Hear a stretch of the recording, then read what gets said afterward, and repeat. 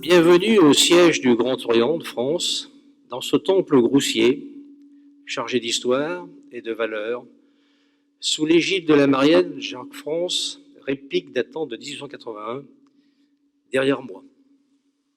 On ne peut pas ne pas la voir.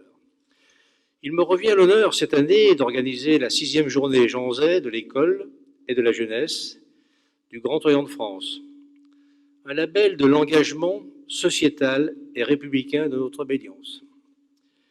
Cette journée se déroule cette année, à ma demande, à la date anniversaire de l'assassinat de Jean Zay par la milice, mort en disant « Vive la France ».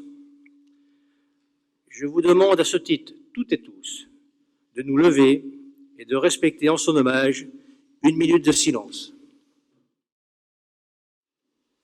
Je remercie mesdames Hélène Marchand-Zay et Catherine Mouchard-Zay, filles de Madeleine et de Jean Zay, d'être présentes ce soir à nos côtés, témoignant ainsi, outre l'attachement que nous portons à leur père, de la vivacité des valeurs qu'il nous transmet encore aujourd'hui. Je leur confierai à l'issue de mon propos le soin d'ouvrir officiellement cette 6e journée, édition des Journées Jean Zay. Lorsqu'on commence à parler de l'école, on s'attire forcément toujours les foudres, soit des observateurs à la velléitaire résignés, soit des nostalgiques blasés, soit enfin des réactionnaires réformateurs. Le Grand Orient de France, pour sa part, a toujours mis en lumière et en action les valeurs de la République, ce qui en fait l'une de ses plus grandes spécificités, à travers son attachement fort et indéfectible à la laïcité et à l'école.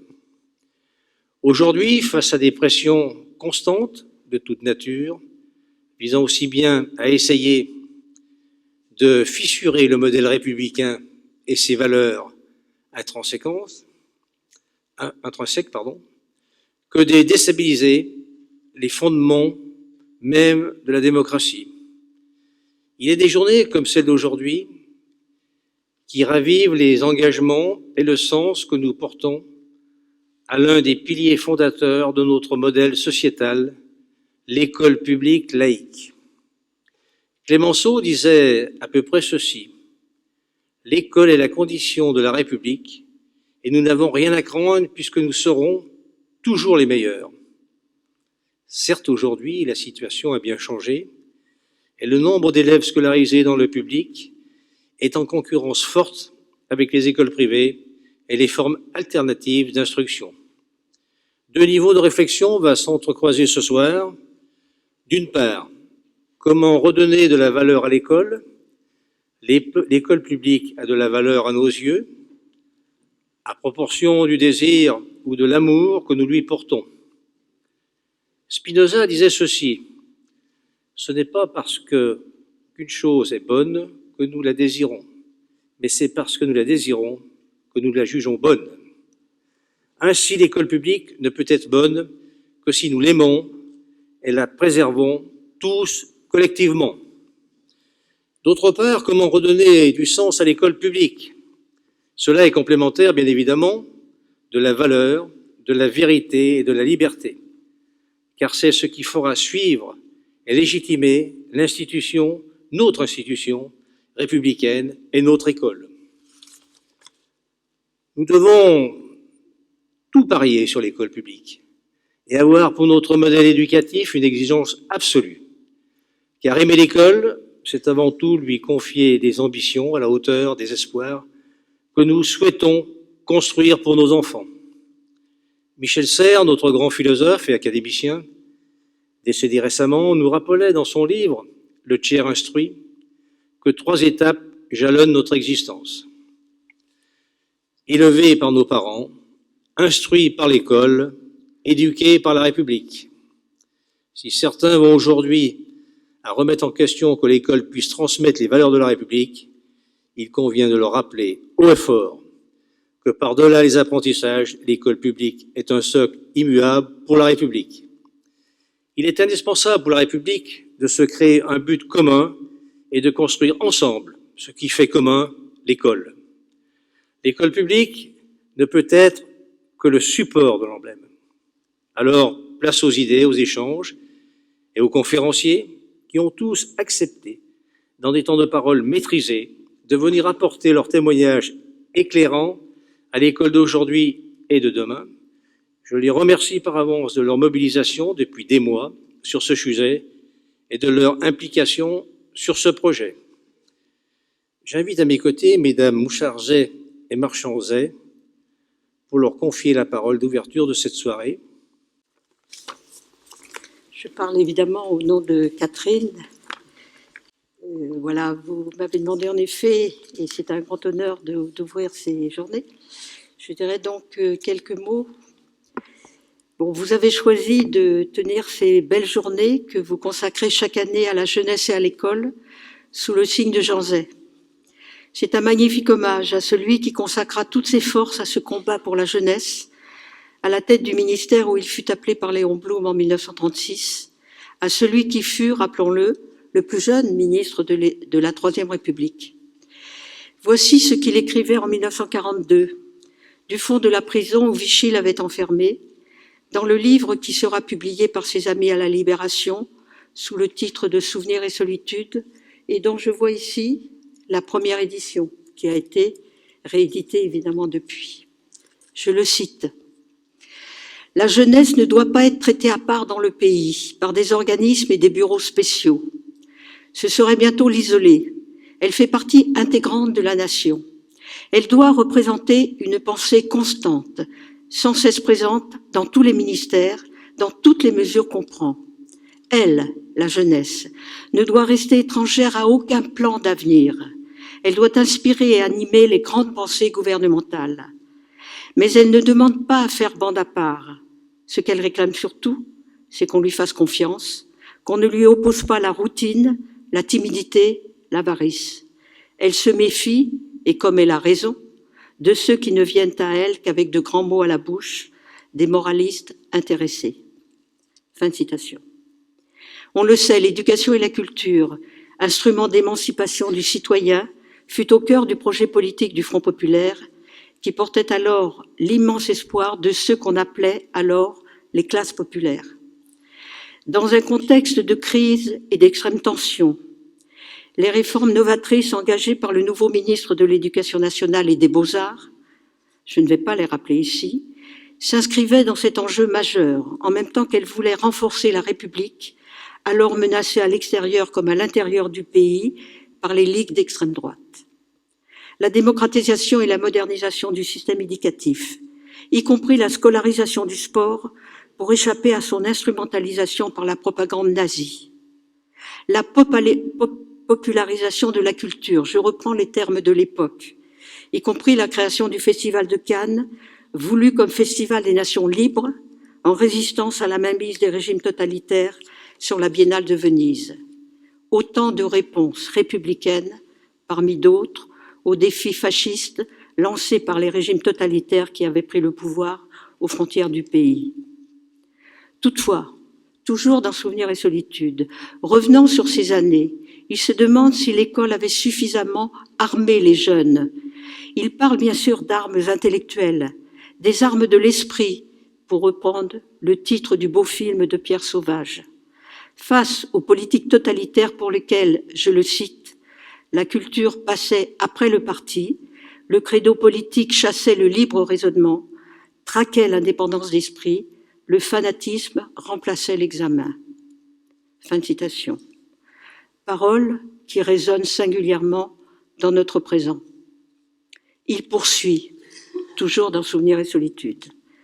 Notre tradition universitaire, les matières de notre enseignement, donnaient-elles à la jeunesse assez de doctrines offensives, assez de convictions intangibles, assez d'impératifs, assez d'armes pour affronter les dangers d'une époque, pour défendre par tous les moyens l'héritage de nos libertés? L'enseignement humaniste ne saurait se proposer de former des fanatiques et des soldats, mais non plus se contenter de préparer, pour la défense indispensable des droits de l'esprit, des clercs désarmés. N'eût-il pas fallu opposer au cerveau en uniforme entre guillemets, une moins sereine objectivité, un jacobinisme plus militant et ne pas craindre, sous couleur de libéralisme, d'animer la jeunesse à l'action en général et plus particulièrement à la lutte pour nos libertés. La France de demain ne saurait penser à introduire le catéchisme politique, le militantisme politique, comme Vichy n'a pas craint de le faire à l'imitation impie de Berlin et de Rome. Mais elle devra chercher l'équilibre nécessaire entre la générosité de sa tradition culturelle et les nécessités vitales du monde moderne. Elle devra cimenter solidement un corps de doctrine française, doctrine de la liberté et de la souveraineté populaire, des devoirs librement consentis et d'autant plus fidèlement remplis, les enseigner, enrôler à leur service, boucher les fissures par où passaient les abandons et les trahisons, ne plus souffrir qu'on transige avec l'héritage de vie, exiger qu'on le défende comme le corps et l'âme de la patrie. Fin de citation. À la déclaration de guerre, vous le savez, il démissionne de son poste de ministre et s'engage.